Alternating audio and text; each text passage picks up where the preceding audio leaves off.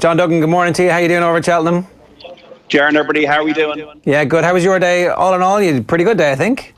No, I made a dog's breakfast of it. I'm not happy with my tipping. I mean, the rest of it, my work, I think I'm happy enough with, but my tipping, I'm not happy with yesterday. I left, the way I was talking to you about Monday about narrowing it down, a field to say 2 or 3 horses. I should have tipped Espordal each way, and I should have tipped Plutar. I didn't, and I'm all for all the work I did. I'm kind of angry at myself, but that's just myself. But I did have a 1 winner, Duke de Geneva, at 7-1. So I think I've about 312 in the charity bank. So look, it wasn't a disaster, but it was a case of a lot of missed opportunities, and had a couple of fallers, Benny Dieu and Atlanta Blaze, at a big price fell and would have been in the places. So look, Hardock stories are 10 a penny here at Cheltenham, and I'm just another one to add to those. I thought Atlanta Blaze was looking pretty good and had a chance of winning that race. Yeah, I think it would have definitely been in the first 3. Did jump well, and Discorama was just beaten out of it by Lebroy, by Jamie Codd, who's got a great record in these races. So that's what I was trying to do. I was trying to get each way horses, and the one I should have done, which was Johnny Ward, fair play to him, was touting Espordalen. And should have put Espordalen in, but went for Apple's Jade. So look, it's just you're dealing with big fields. You're trying to get it right, and sometimes you do, and sometimes you don't. But when you feel like you're close and you don't get it right, I could have had 4 winners yesterday, ended up having 1. So that's the way it goes. But great win for Gavin Cromwell. That's one more than most of the people in this office had, I have to say, John. So chin up. Yeah, exactly. You're doing okay compared to a lot of your colleagues back in the office here. There was widespread devastation. Particularly Owen had his worst days punting ever. So, Owen, what did you do? Was more. He backed in every race, John. It was a classic schoolboy error.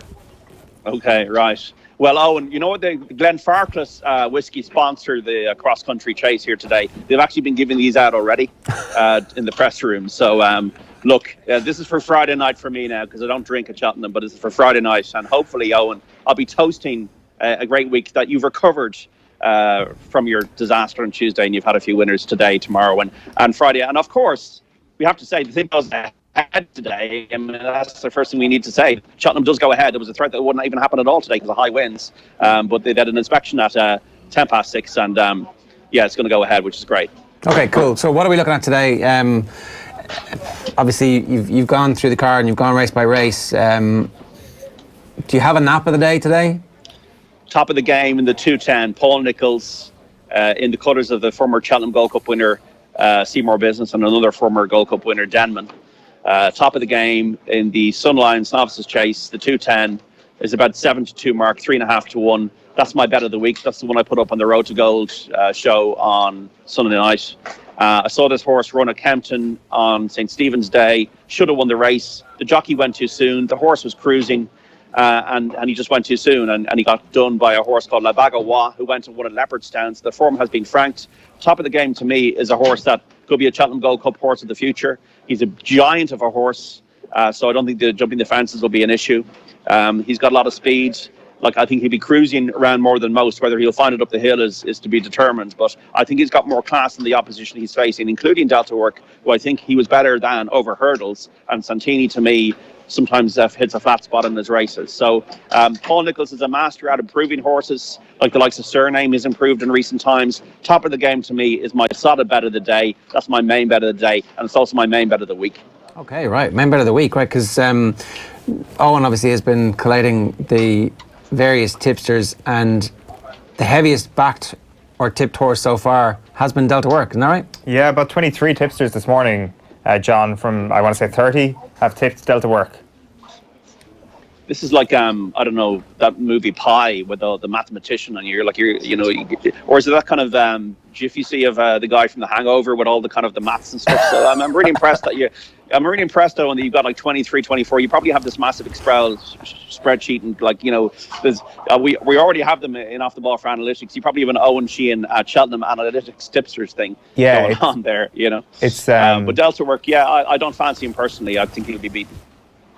Pi, good quality film reference, straight over Owen's head. Well, no, I'm more Andrew Garfield. The Hangover worked. He was like, I get you now. I'm Andrew Garfield in the Social Network. I've got a chalk pen and a window, and all I do is just put John Duggan, X, tick, X, tick. That's and we're going to give you the soundtrack to Pi for Christmas. It's amazing. That's over everybody's head. No, not mine. I got it. Restate First Principles. look, we should go through the card then. The 3:30. What are you looking at for this? Is Champ? Queen Mother Champ Chase. Yeah. Yeah. So Champ is the favourite at 7-2. Battle Over Diane 4-1. No, that's Altior's race. No, sorry. I said the 1:30. I meant the.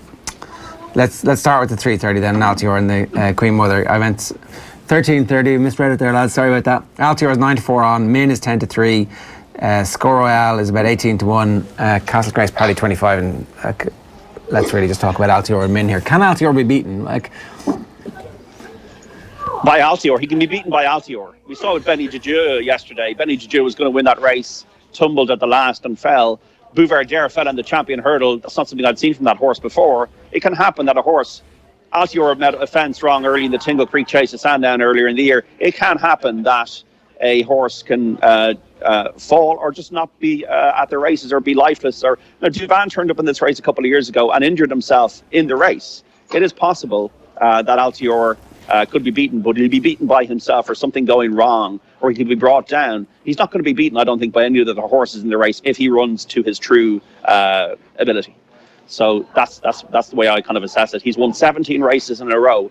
Big Bucks is the only horse in contemporary history to have won 18 in a row. So he's won 5 hurdles and 12 chases. He's a remarkable chaser. He's got a great turn of foot.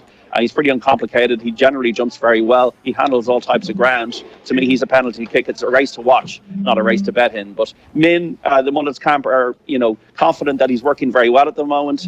Doesn't have the turn of foot that Altior has, but is a consistent horse and has been second to him twice at festivals. But Altior will win. Betting without Min, betting without Altior, Min is 6-4 on, Score Royal 6-1, and I don't know. Do you know anything about Ordinary World? Rachel Blackmore rides it for Henry Bromhead. It's one of my favourite songs. Duran Duran, 1993. I think it was the wedding album. But it's funny that it's in the colours. To be serious, it's in the colours of Chris Jones, who had I think the family had the winner in 1996 with Karen Davis. This horse has run well at the festival before. He ran well in the Arkle Chase, and I think he was third, and then he faded out in the Champion Chase last year when he was looming down the hill. But he just, it's funny. Like I spoke to, because all these conversations that I had at Leopardstown about a week ago, I had a conversation with Gavin Cromwell about Esport Allen. He said it had an each-way chance and put it on the radio yesterday as the cut. Then I didn't give it. And Henry de Bromhead did say, well, what you like each way, well, maybe Ordinary World. So I wouldn't put anybody off Ordinary World. I just haven't seen in the evidence of his form that he can turn up here and knock over Altior and Min. But he could be in the betting without market, he could be worth an each-way bet in the betting without Altior market. Yeah, so you're getting him at about 22 or 20-1 at the moment in the betting without. 20-1 down from 22. Yeah, that's not a bad bet. That's not a bad bet. That'll give you a run for your money, I think. Yeah. All right. So, sorry, let's go back in order. 1:30 today. Champ is the favourite under Barry Geraghty, 7-2. Battle Over Diane, 4-1. That's Jack Kennedy on board for Gordon Elliott. Brewing Up a Storm, Richard Johnson, 15-2. And then it's City Island, Sam's Profile out of 10-1. And then 11-1 Bar. What do you like here, John? Very difficult race, not a betting race, not to disappoint you, but this is a race for future Gold Cup horses, really. The Ballymore, it's 2.5 miles. A lot of horses that will be running in point-to-points, like Beakstown, for example, has come over to Dan Skelton, would have been running in point-to-points. Ollie Murphy had the second and the third in the Supreme Novices hurdle yesterday. He used to work with Gordon Elliott. He's a new trainer in England.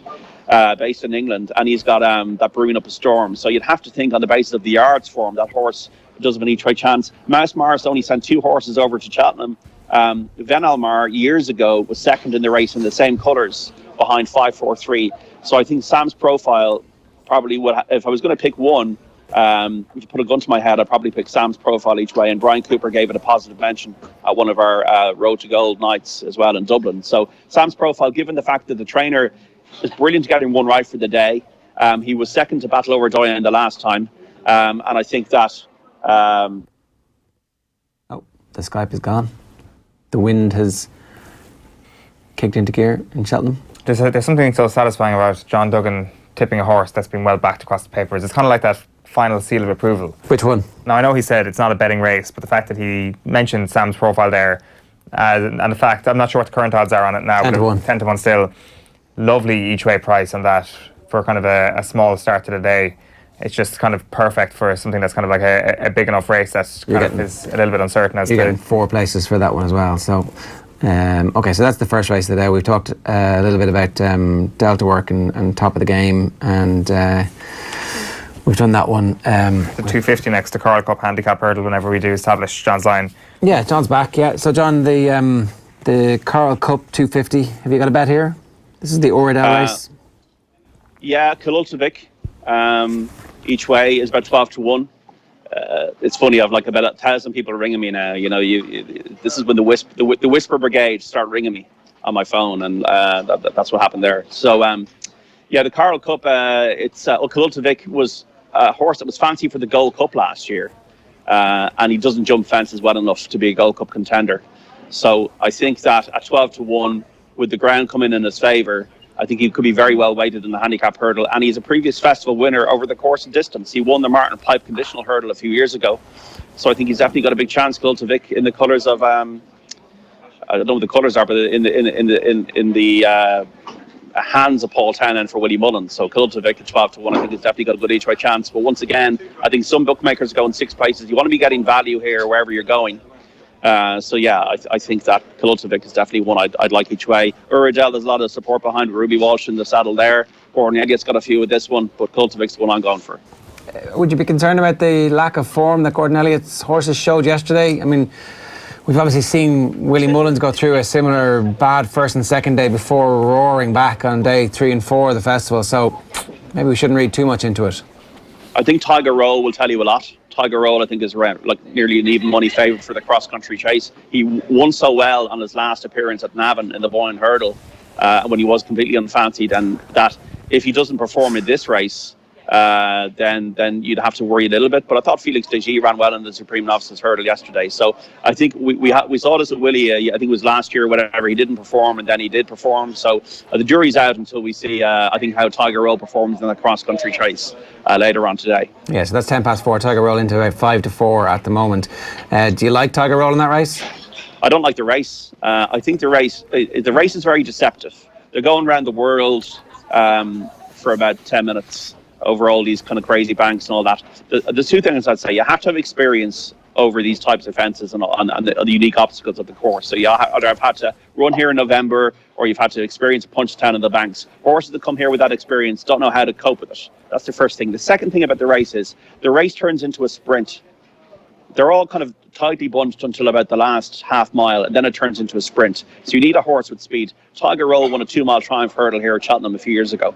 Auvergnat, who won the Paddy Power Chase at Leopardstown at Christmas, I backed him probably the last 3 or 4 years in this race, and he's never delivered, because I don't think he has the turn of foot when it turns into a sprint. Therefore, I do not fancy Auvergnat today. Josie's Orders has got good consistent form in it. Urgent de Gregon, I think, was second last year, but it's a race I don't like. And once again, it's a race that can conjure chaos. And at that price, I'm not having Tiger Roll at all. No. I think the time to be back in Tiger Roll was when he was better prices for the likes of this race and the Grand National last year. Yeah, no, or was it Navan, as you said, when he was unfancied? Yeah, it was like 25 to 1. That looks like a very big price for a super horse like this. But there was chaos and carnage in the last race yesterday as well. So, you know, you're like, I was looking at that yesterday going, okay, and then whatever ended up finishing second and nearly won had a horrific mistake early on in the race and recovered. So those longer races, there's big prices available about loads of horses that you should probably be looking at. Anything else, John, that we should talk about now before we let you go this morning? So we did the half one where I said Sam's Profile each way, but it's not a race I'm happy to bet in. The 210 is my nap of the day, which is top of the game. The 250 we've gone for Cheltenham in the Coral Cup each way. The 330 Altior will win. The 410 is the cross country, which is Tiger Roll's race, and I don't like that race at all. The 450, Jessica Harrington, when I met her at Leopardstown 10 days ago, I said, give us one each way for Cheltenham, and she said that Got Trumped was working extremely well at home, and that she thought they had an each way chance. Actually, sorry, Kate Harrington has just actually walked past me here in the press room and gave me a thumbs up. So I don't know if that's an indication of her chances or not. Got Trump. So that's the one I put up a 22 to 1. Robbie Power in the saddle. Circling that one and going, Kate Harrington, thumbs up. Robbie Power is also back this morning. He's on board. Kate Harrington is a much better judge, obviously, than me, and the fact that she gave me a thumbs up is a good thing. So I didn't even know she was here. And then the half-5 is the bumper, which is a race that attracts generally a lot of Irish interest, because this is the race we run in Ireland at the end of every race meeting all season. Willie Mullins has had a heavily backed favourite called Blue Sari in this race. Patrick, when I met him, said that the horse is very relaxed. He's only a 4-year-old. 4-year-olds generally don't tend to win this race, but we said that about Esfor Dallin in the champion hurdle yesterday, that 5-year-olds tend not to win the champion hurdle, and he did. So Blue Sari, 4-year-old, being backed into favouritism. He is relaxed, which is, and I think Willie's only runner in the race, which is unusual. I think he's bidding to win the race for a 10th time. As we said earlier in the week, that Joseph O'Brien has booked his brother Dunica on Meticulous. That surely is a tip in itself. Money for the Paul Nicholls horse throughout the week. Ask for Glory has been back to, I think, from 10 into now 13 to 2, 7 to 1. And then Gordon Elliott's got a couple, Envoy Allen, who won at Leopardstown, and Abacadabras, who ran out at Leopardstown. So I think probably generally what we've seen in the bumper the last few years is the first 5 in the betting, generally dominated by horses at the top of the betting. And I think winner might come from one of those. John, good stuff. Enjoy the rest of the day. We'll talk to you again. Thanks a million. Top of the game. That's John Duggan with his bet of the entire festival for you this afternoon. So I need a reasonable day yesterday. Been a bit modest at the start of that, but his own harshest critic when it comes to that. So that is the crack with that. We'll be back later on with a full Cheltenham preview. We'll get Johnny Ward's thoughts as well. It is 12 minutes past 9 this morning. We're talking football next here on OTB AM, the Sports Breakfast Show from Off the Ball. Nathan Murphy's going to join us to talk about the Declan Rice decision and Liverpool against Bayern. A reminder that if you want to just listen to this show every morning, you can log on to offtheball.com, click the listen live button, you can minimise it, and then you can go about browsing or doing whatever it is that you want to do on your phone for the rest of the day. Another opportunity for our brilliant competition here, with thanks to SSE Electricity, to launch their brand new campaign. This is a new era. This is Generation Green. SSE Electricity are the proud energy partners of the FAI, and they've given us a pair of premium tickets to Ireland's next home game against Georgia to give away every day this week. Not only that, everybody who wins daily will go into the draw for the overall prize on Friday, which includes 4 premium tickets to the game, a hotel stay for all in Dublin, including dinner, and the opportunity for one child to be a flag bearer at the game. To win, we want you to tell us about your favourite Irish goal, who scored it and why it was so good or why it meant so much to you. You can tweet us, or you can comment wherever you're watching this. Use the hashtag OTB AM. You can use the hashtag This Is Generation Green as well, and we'll pick those up as well. The winner will be announced before 9:30.